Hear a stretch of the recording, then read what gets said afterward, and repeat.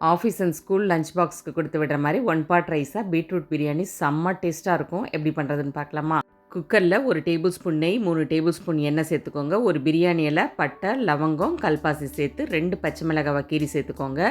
4 வெங்காயத்தை ஸ்லைஸ் பண்ணி சேர்த்துக்கோங்க. வெங்காயம் நல்லா கலர் சேஞ்ச் ஆகிற வரையும் வதக்குனா பிரியாணியோட டேஸ்ட்டு சூப்பராக இருக்கும். ஒரு கைப்பிடி புதினா இலையும் சேர்த்துக்கோங்க. இது எல்லாம் நல்லா வதங்கட்டும். வதங்கினதுக்கு பிறகு 3 டீஸ்பூன் இஞ்சி பூண்டு பேஸ்ட்டு சேர்த்து பச்சை வாசனை போகிற வரையும் வதக்கி எடுத்துக்கோங்க.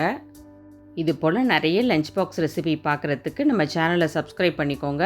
இன்றைக்கி தான் ஃபஸ்ட் டைம் பார்க்குறீங்கன்னாலும் சேனலை சப்ஸ்கிரைப் பண்ணிவிடுங்க. இந்த வீடியோவை உங்கள் ஃபேமிலி அண்ட் ஃப்ரெண்ட்ஸுக்கும் ஷேர் பண்ணுங்கள். இஞ்சி பூண்டு பேஸ்ட்டு நல்லா வதங்கின பிறகு 1 டேபிள் ஸ்பூன் தயிர் சேர்த்து வதக்கிக்கோங்க. 2 நல்ல பழுத்த தக்காளியாக சேர்த்துக்கோங்க.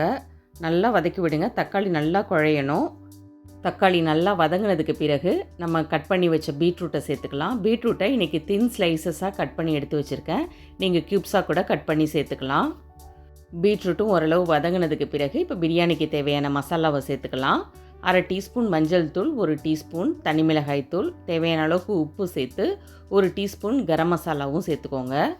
மசாலா சேர்க்கும்போது அடிப்பிடிக்காமல் இருக்க ஸ்டவ்வை லோ ஃப்ளேம்லேயே வச்சுக்கோங்க. மசாலா எல்லாம் 1 நிமிஷம் நல்லா கலந்து விட்ட பிறகு 20 நிமிஷம் ஊற வச்ச பாஸ்மதி ரைஸை சேர்த்துக்கிறேன். ரைஸோட எல்லாம் மிக்ஸ் ஆகிற அளவுக்கு 1 நிமிஷத்துக்கு நல்லா கலந்து விடுங்க. அடுத்ததாக பிரியாணிக்கு தேவையான அளவுக்கு தண்ணி சேர்க்கணும். இன்றைக்கி தண்ணி மட்டும் சேர்க்காம நான் தேங்காய் பாலும் 1/2 பீட்ரூட்டை ஜூஸ் எடுத்து வச்சுருக்கேன். இது 2ஐயும் சேர்த்த பிறகு மீதிக்கு நான் தண்ணியை சேர்க்க போகிறேன். இப்போ நம்ம 1 கப் பாஸ்மதி ரைஸுக்கு 1.5 கப் தண்ணி சேர்ப்போம். இதை மெஷர் பண்ணி நீங்கள் தேங்காய் பால், பீட்ரூட் ஜூஸ், தண்ணி எல்லாத்தையும் சேர்த்துக்கோங்க. மெஷர்மெண்ட் மட்டும் கரெக்டாக பார்த்துக்கோங்க. 1 கப் ரைஸுக்கு 1.5 கப் தண்ணி. எல்லாத்தையும் நல்லா மிக்ஸ் பண்ணி விட்ட பிறகு உப்பு சரியாக இருக்கான்னு டேஸ்ட் பண்ணி பார்த்துக்கோங்க. பத்தலைன்னா இந்த டைமில் கொஞ்சமாக உப்பு சேர்த்துக்கலாம். தண்ணி கொதித்து வந்ததும் குக்கரை மூடி 2 விசில் மட்டும் வச்சு எடுத்துக்கோங்க. 2 விசில் ஹை ஃப்ளேமில் வச்சு 5 நிமிஷம் சிம்மில் வச்சு எடுத்திங்கன்னா கரெக்டாக பிரியாணி வெந்து வந்திருக்கும். நல்லா பொலன்னு எவ்வளோ சூப்பராக பிரியாணி வந்திருக்கு பாருங்கள்.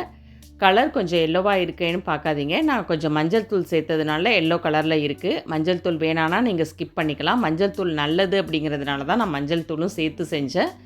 நீங்களும் இந்த பிரியாணியை ட்ரை பண்ணி பாருங்கள். சூப்பராக இருக்கும். ட்ரை பண்ணிவிட்டு உங்கள் ஃபீட்பேக்கை கமெண்ட்ஸில் ஷேர் பண்ண மறந்துடாதீங்க. நாளைக்கு வேறொரு வீடியோவில் பார்க்கலாம். தேங்க்யூ.